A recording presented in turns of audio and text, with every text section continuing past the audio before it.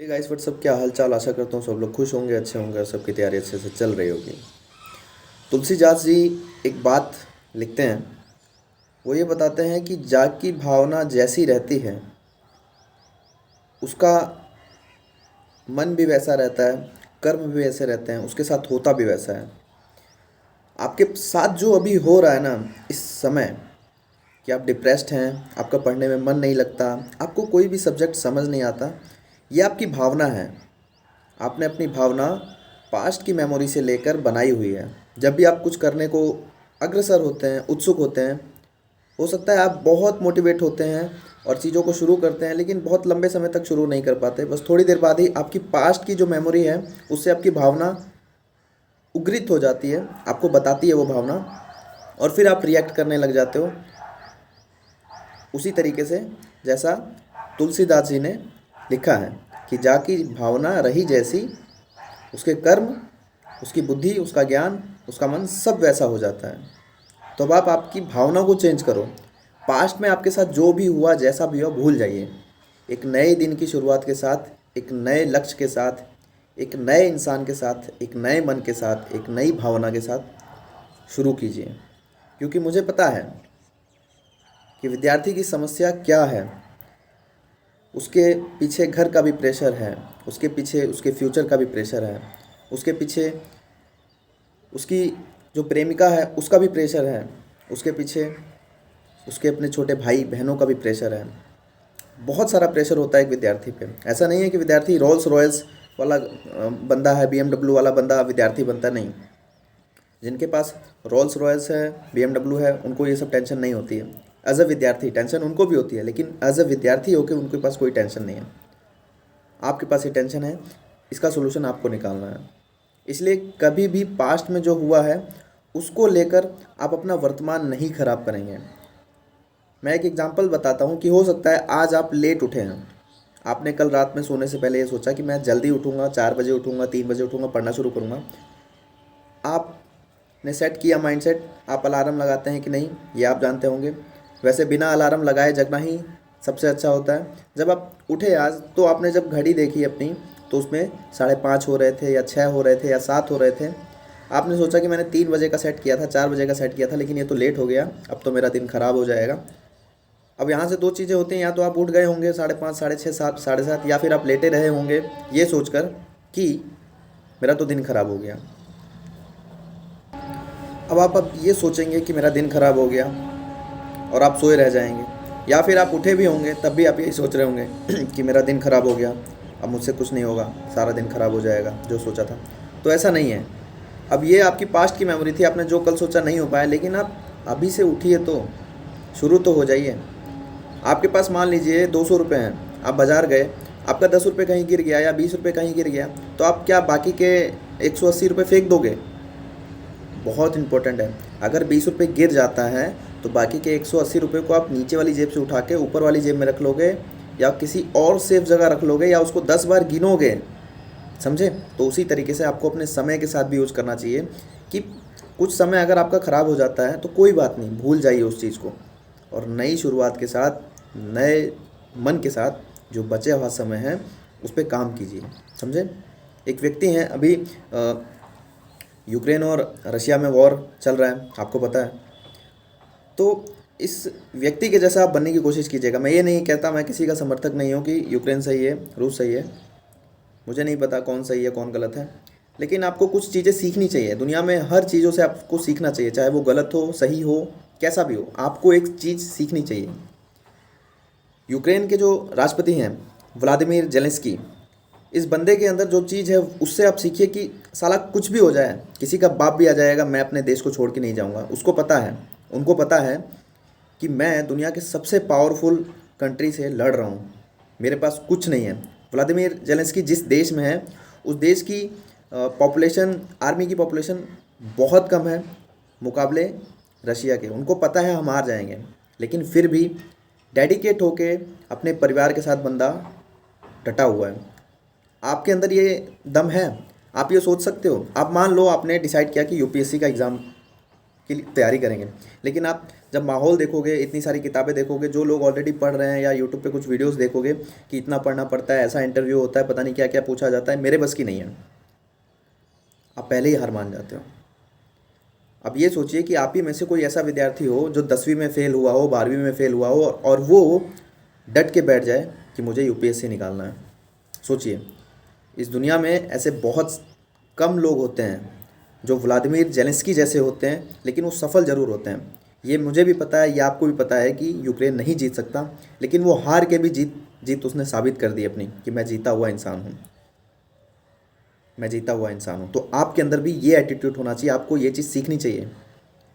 आप यूट्यूब पे फजीहत की वीडियोस ना देख के, इस चीज़ इन सब वीडियोस को देख के आप ये सीखिए कि क्या एटीट्यूड है बंदे का। बंदा बोल भी रहा है कि अपना दोस्त देश छोड़ के नहीं जाऊंगा, जो करना है कर लो, मैं लड़ता रहूंगा आखिरी सांस तक। उसी तरीके से आपको भी ये एटीट्यूड रखना चाहिए कि आप अपने गोल को लेकर तटस्थ हो जाएं। आपके पास पैसा नहीं है, आपके पास सिचुएशन नहीं है, आपके पास समय नहीं है, लेकिन गोल तो है ना। सोचा आपने है तो करना भी आपको पड़ेगा। क्यों सोचा आपने, क्यों सोचा? आप अपने एरिया में एक चीज़ देखना, आप जिस भी एरिया में रहते हो, शहर में रहते हो, गांव में रहते हो, तो आपने ये चीज़ देखा होगा कि दो तरीके के समाज आपको देखने को मिलते हैं। पहला, मान लीजिए आप शहर में हैं, आप कॉलोनी में रहते हैं, तो वहाँ पे मैं ये नहीं कहता कोई गरीब है कोई अमीर है, लेकिन कॉलोनी में रहते हैं जहाँ पे एक घर में पूरा परिवार सिमट जाता है, माँ बाप भाई बहन बच्चे, हो सकता है एक टू व्हीलर भी हो। लेकिन वहीं आप अपने एरिया में देखोगे, एक अच्छा पॉश एरिया कहलाता है, जिसको पॉश एरिया बोलते हैं। वहाँ विला होते हैं, कोठी होती हैं, बहुत बड़ा बड़ा घर होता है, महंगी महंगी गाड़ियाँ होती हैं, बच्चों के लिए अलग रूम होता है, माँ बाप के लिए अलग रूम होता है, एक ही घर में 10-10 टेलीविज़न लगे होते हैं, टेलीफोन होता है, सिक्योरिटी गार्ड होता है, सारी फैसिलिटी होती है। क्यों? क्योंकि माइंड सेट अलग होता है। उन लोगों को फ्री में वो चीज़ नहीं मिली है, मेहनत किया है। आप में से बहुत सारे लोग कहेंगे कि मेरा दोस्त बहुत अमीर है, उसने क्या मेहनत किया, उसके पास तो पैसे पैसे हैं। उसने मेहनत नहीं किया, लेकिन उसके बाप ने तो मेहनत किया ना। तो आप भी बाप बनिए ना, आप भी इतना कमाइए कि आपका बेटा कल को ये ना कह सके कि यार मेरे पापा ने कुछ नहीं किया। आप इतना कमाइए, इतना कमाइए कि पूरा परिवार खर्चा करते करते थक जाए, पर आपको टेंशन ना हो, आपके पास इतना पैसा रहे। तो मेहनत कर लीजिए आज, क्योंकि आपकी कमाई पता नहीं कितनी पीढ़ी तक चलेगी, ये आप पे डिसाइड करता है। आपका समय बीतेगा, आप इस दुनिया से अपना समय बिता दोगे, लेकिन उस समय रहते हुए कुछ ऐसा काम कर जाओ कि आपकी आने वाली पीढ़ी आपको याद रखे कि हमारे दादा, हमारे पिता कुछ ऐसा काम करके गए थे। और वो काम आपकी शिक्षा से होगा। अपनी पढ़ाई को इवैल्यूएट कीजिए, उसको सही ढंग से समझिए कि आप क्या करने के लिए आए हैं। मेरी वीडियोस को पढ़ने वाले बच्चे ही देखते हैं। कुछ ऐसे लोग भी होते हैं जो कमेंट करते हैं, कहते हैं भाई आप सरकारी नौकरी के लिए फ़ोर्स करते हो, क्या इसी से ज़िंदगी है? तो मैं ये कहता हूँ, जिसको ट्रेडिंग करना है, जिसको शेयर मार्केट में जाना है, जिसको बिज़नेस करना है, जिसको किसी चीज़ की दुकान खोलनी है, तो वो उस टाइप की वीडियोज़ देख के मोटिवेट होना यार। हर चीज़ के लिए एक अलग प्लेटफॉर्म है, एक अलग चैनल है। मेरा चैनल पढ़ने वालों के लिए है, तो पढ़ के भी तो ज़िंदगी बनती है। मैं ऐसे नहीं कहता कि पढ़ के ही ज़िंदगी बनती है, पढ़ के भी तो ज़िंदगी बनती है। आप लेखपाल बनेंगे, आप आरपीएफ कांस्टेबल बनेंगे, आप एसआई बनेंगे, आप लोको पायलट बनेंगे। आपका जीवन की शुरुआत इससे होगी तो कितना अच्छा होगा। इससे भी तो जीवन बनता है।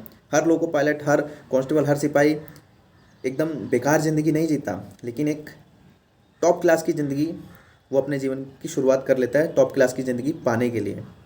समझे? तो उन लोगों को ये मेरा जवाब है कि भाई अगर आपको बिज़नेस करना है तो आप कोई और चैनल देखो, मेरे चैनल पे क्यों आते हैं? समझे? तो पढ़ाई से भी आप अपनी ज़िंदगी को टॉप क्लास बना सकते हो। आप डिसाइड कर लो कि आप क्या करने के लिए बने हो।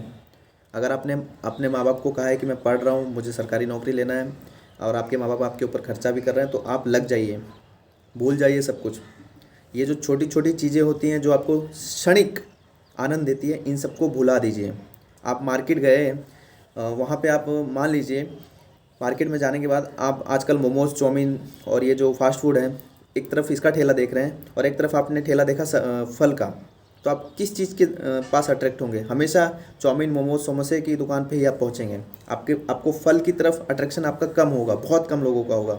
लेकिन जो फल की दुकान है, फल खाने से आपको लॉन्ग टर्म आपकी बॉडी अच्छी रहेगी, लेकिन वो फास्ट फूड खाने से आपको तुरंत अच्छा फील होगा, लेकिन वो आपके लिए बिल्कुल घातक साबित होगा। उसी तरीके से आपका मन है जो छोटे से आनंद के लिए ही भागता है हमेशा।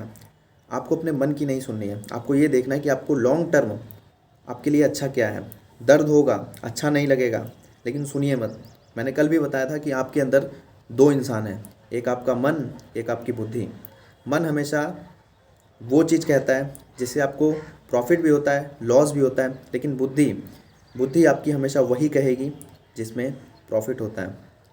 आप बाज़ार गए, दुकान पे गए, एक जगह 38 रुपये किलो वाली चीनी मिल रही है, एक जगह 40 रुपये किलो वाली चीनी मिल रही है। उन दोनों चीनी में थोड़ा बहुत डिफरेंस है, देखने में डिफरेंस है या उनकी मोटाई में डिफरेंस है, लेकिन आपकी बुद्धि क्या कहेगी? आपकी बुद्धि वहीं दौड़ेगी जहाँ पे चीनी अच्छी होगी, जहाँ पे चीनी सस्ती होगी। बुद्धि एक बार को वहीं दौड़ेगी, लेकिन मन आपका कहाँ जाएगा कि ज़्यादा मेहनत नहीं करना है, वो दुकान तो थोड़ी दूर है, चलो यहीं से लेके चल देते हैं। तो इसलिए मन हमेशा आनंद ढूंढता है। मन की भी सुनो, लेकिन दिमाग से कैलकुलेशन करो कि आपका फ़ायदा किस में है, आपका बेनिफिट किस में है। मेहनत करोगे, सफल ज़रूर बनोगे। इतना पढ़ो, इतना पढ़ो, इतना पढ़ो कि आपके सारे सपने साकार हो जाएं। समझे? तो आज की वीडियो में इतना ही, और बनने की कोशिश करो, व्लादिमीर जेलेंस्की का एटीट्यूड अपनाने की कोशिश करो। समझे? उस बंदे को पता है कि मैं हार जाऊंगा, और आपको भी पता है कि आप हार जाओगे, लेकिन फिर भी आप डटे तो रहो। डटे रहोगे तो हो सकता है आप जीत भी सकते हो, क्योंकि हर चीज़ के होने और ना होने की पॉसिबिलिटी उतनी ही होती है। अगर हारने की पॉसिबिलिटी है तो जीतने की भी पॉसिबिलिटी है। तो आप हमेशा हारने की तरफ क्यों देखते हो कि मेरा कुछ नहीं होगा, मेरा एग्ज़ाम नहीं निकलेगा, मुझे मैथ नहीं आएगा, मुझे रीजनिंग नहीं आएगा। ये भी तो सोचो कि अगर मैं करूँगा तो मुझे आ भी तो सकता है। समझे मेरे दोस्त? आज की वीडियो में इतना ही। अगर कुछ सीखने को मिला हो इस वीडियो से तो ज़रूर बताइएगा कमेंट में। मैं आपके कमेंट पढ़ता हूँ, और वीडियो के कमेंट को देखकर ही मैं नेक्स्ट वीडियो बनाने की कोशिश करूँगा। आप अपने सवाल, कोई प्रतिक्रिया, किसी टाइप का वीडियो हो तो आप नीचे लिखिएगा। एक मॉक टेस्ट के विषय में एक कमेंट किया था, तो मैं जल्दी ही बताऊँगा कि मॉक टेस्ट क्या फंडा है, कैसे मारना चाहिए, क्या बेनिफिट है। ठीक है? तो आज की वीडियो में इतना ही। जय हिंद।